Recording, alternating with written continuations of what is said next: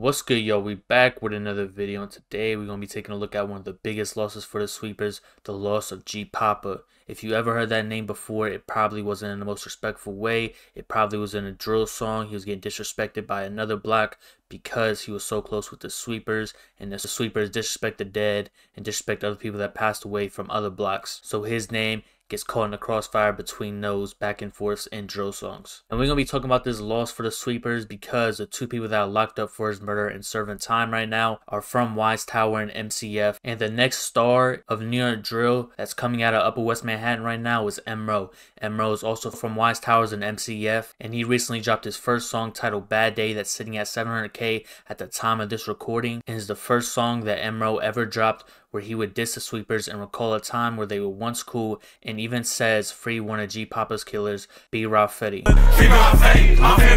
B-Rob Fetty and EKJ would be the two that would get into an altercation with G Poppa that day. B-Rob Fetty also rapped, dropping 2 songs back in 2018. Those tracks wouldn't have drill beats and would be an old school hip hop type beats instead. But now with the backstory out the way, let's get into the unfortunate passing of G Poppa. In a court affidavit, a police officer's eyewitness statement is spoke and would break down the whole day, observing it from his point of view, saying, "On January 10th, 2019, at about 1:20 p.m., I observed defendants EKJ and B-Rob Fetty in the vicinity of 96 and Amsterdam Avenue.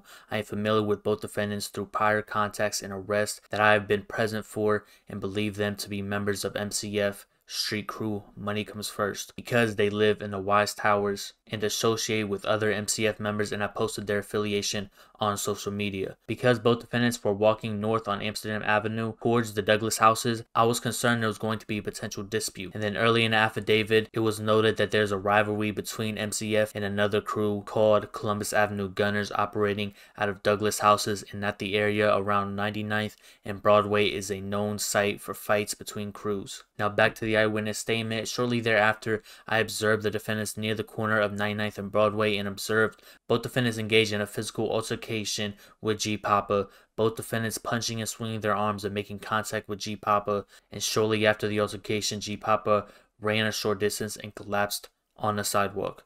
I therefore, after pursued the two defendants and with assistance from other officers, apprehended defendants EKJ and B-Rob Fetty within minutes. Following the apprehension of the defendants, I returned to the area where I observed G Poppa collapse. There, I observed other officers rendering aid to G Poppa, as well as a knife on a sidewalk not far from where he had fallen. And that would be the end of the witness statement. It is also noted that a pink knife would be recovered near the body of G Poppa. EKJ would admit to stabbing the victim with a pink knife. Police would also recover a knife holder from B-Rob Fetty and recovered a second knife that was a match to the holder. Police also say G Poppa was a person known to NYPD, despite his family claiming this attack wasn't gang related and that G Poppa wasn't a gang member and wasn't raised like that. But also good to note, all 3 teenagers involved had no criminal history whatsoever. After the 2 boys were arrested from 1:25 p.m. to 8 p.m., EKJ said little words, mostly about the charges, and said he didn't want to answer any questions. But after learning that G Poppa had passed away,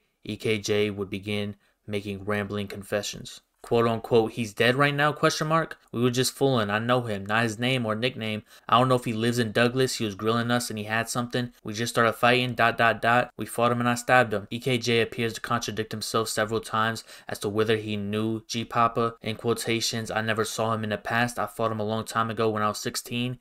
He beat me up, a black eye. Today just bumped into him. We saw somebody I used to fight. I don't know him. I fought him a year ago. I recognize his face." According to EKJ's alleged statements, he and B-Rob Fetty had been together at the High School of Economics and Finance, but left after lunch. The two took the 2 train to 96th Street and went to a store in search of fruit roll-ups. Afterwards, the guy, G Poppa, saw us and he swung at us. I don't know if B-Rob Fetty swung, only knew I and the guy was fighting. I forgot where the guy was hitting me. I didn't get hurt. I stabbed him once. I really didn't know it went into him. The knife slipped out of my hand until I saw it inside of him. I was like, oh, the guy took it out of himself and tried to stab me, and that's when I started running. We ran. It was just a fist fight. I don't know why. I don't know why I pulled the knife out. It was just a reaction. I thought he had something.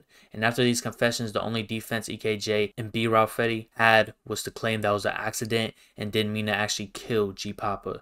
using EKJ vomiting numerous times after hearing the news that G Poppa passed away in the precinct, in his confession saying he didn't know it would lead to this as one of their only defenses. Another factor that could help them in their case is school records would reveal 18-year-old EKJ had a reading disability and has the academic skills of a 4th grader. As for B. Ralph Fetty, he wouldn't make any statements, and the assistant DA wrote multiple eyewitnesses and video plainly shows the co-defendant B. Ralph Fetty with defendant EKJ chased the victim who was simply walking on a sidewalk, and that during the assault prevented the victim G Poppa from safely escaping. And if B. Ralph Fetty wasn't fighting enough with the death of G Poppa, he would catch a case on records for attacking a CO. In these documents, according to the investigation on August 5th, 2021, while awaiting trial for the murder of G Poppa, at approximately 2 p.m., B. Ralph Fetty and Luis Rivera, another inmate, were detained in housing area B2 in North Infirmary Command at Rikers Island. While the CO was on patrol, he was asked to remove trash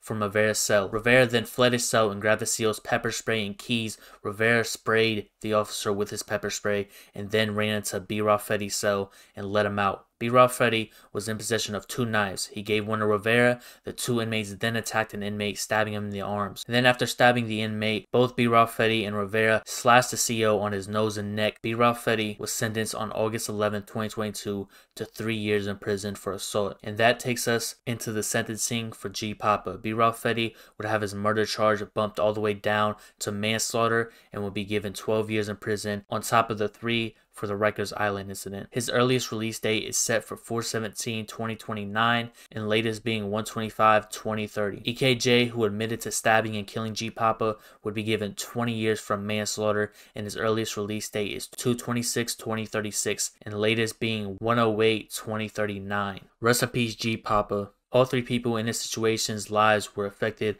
on this day in early 2019. G Poppa losing his life, B. Ralph Fetty losing his 20s, and EKJ losing his 20s and 30s. Rest in peace, G Poppa. I'll catch you on the next one. Be safe, stay dangerous.